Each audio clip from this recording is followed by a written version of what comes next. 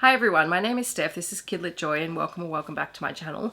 Today I'm here to review Jackie French and Bruce Whatley's collaboration on the Natural Disasters series of picture books that they've been writing over a number of years. There are currently 8 books out in the series. I'm going to talk really briefly about all of them and why I've really enjoyed the entire series. So the Natural Disaster series look at different natural disasters that occur around the world, and some of them are based on responses or things that have happened particularly in Australian history. And as we get further through the series, it also talks about things that happen globally. So the first book released was Flood. This is a book in response to the 2011 floods in Queensland, and it explores what happens in those floods, but also the kind of the everyday heroism of people who are helping out to try and keep everyone safe during times of flood. There is Fire, which was a response to the Kinglake bushfires over here, and again, it looks at the impact of fire on the people who lost their homes, the people who lost their lives, the impact on wildlife, on the environment, and also about the people who were working tirelessly to try and prevent loss of life. There is Cyclone, which is more of a historical.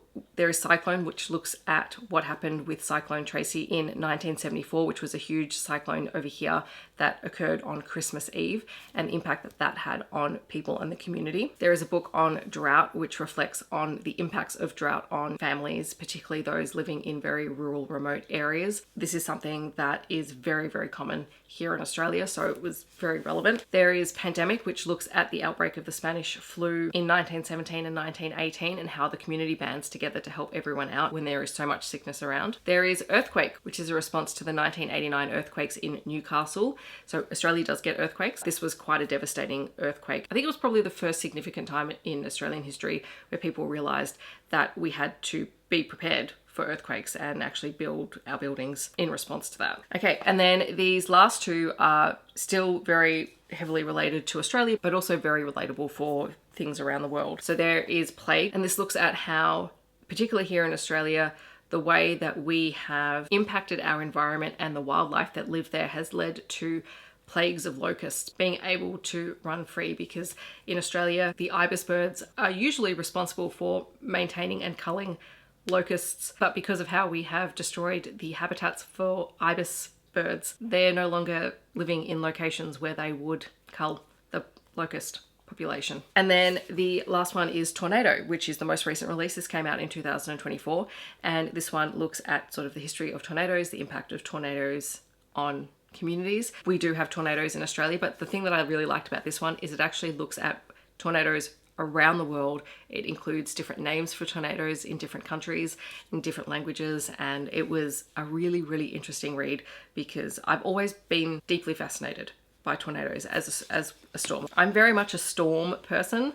Like I just find all of that really interesting to learn about how and why they form, so I really quite enjoyed reading about tornado. So the reason I wanted to talk about this book series, I think it's really interesting because these are very much, for the most part, historical books about Australian historical events that are significant in our history, that have taught us something or that have room to teach us something. And the really cool thing, I think, about this series in particular is that every book ends with a note from Jackie French, who is the writer, and Bruce Whatley, who is the illustrator. So these two have worked together on many, many books.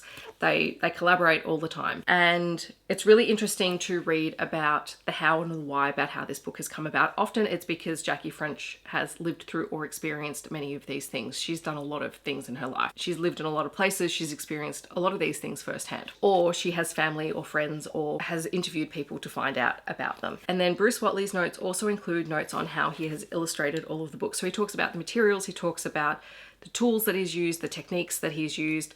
And the really interesting thing going from Flood to Tornado is the way that he talks about how he has moved from traditional media to digital media and how he's learned how to use digital media to replicate what he does with traditional media tools like paint and pens and pencils, which I think is really fascinating because I think sometimes when we talk about picture books, people talk about how the digital illustration style maybe, doesn't reflect kind of the same level of artistry as, more traditional paint and pen and pencil kind of illustrations. But he has learned the last couple of books in this series have all been done digitally. He does talk very much about how it's been, a process of trial and error to replicate his art style digitally and to learn how to do that. And I think it's really cool to hear an artist describe how they're growing and learning to use new tools in order to enhance their style. But even when he was illustrating using his traditional media, like in Pandemic, which was written during the most recent pandemic, and Bruce Whatley was talking about he was actually in isolation when he was illustrating this, so he had limited supplies. And what he used, I think it was, he used a ballpoint pen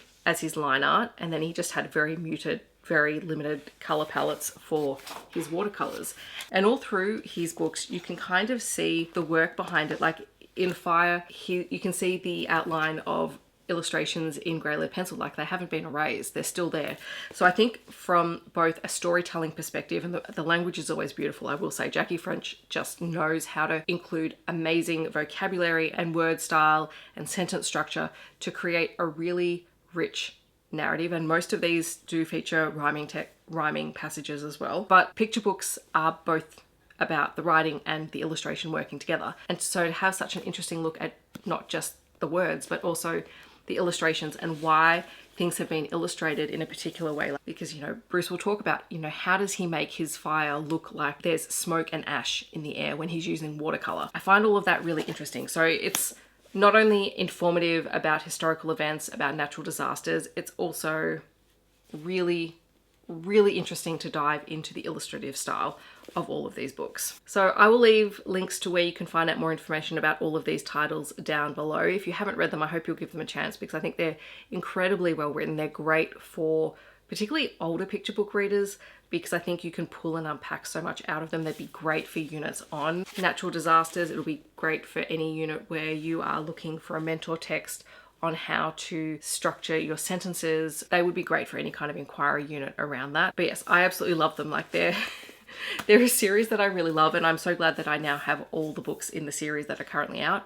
I'm not quite sure if there are going to be any more. If there are, I'll definitely collect those. It was a really wonderful experience to go back and read all of them in publication order and to, you know, explore them in more depth. If you've read the series, feel free to let me know down below, or if you have recommendations for other books about natural disasters, feel free to share those down below so that other people can find them as well. Otherwise, feel free to leave a tornado emoji to let me know that you're here. I hope that wherever you are in the world, just staying safe and healthy, and I'll see you in my next video. Thanks so much for watching.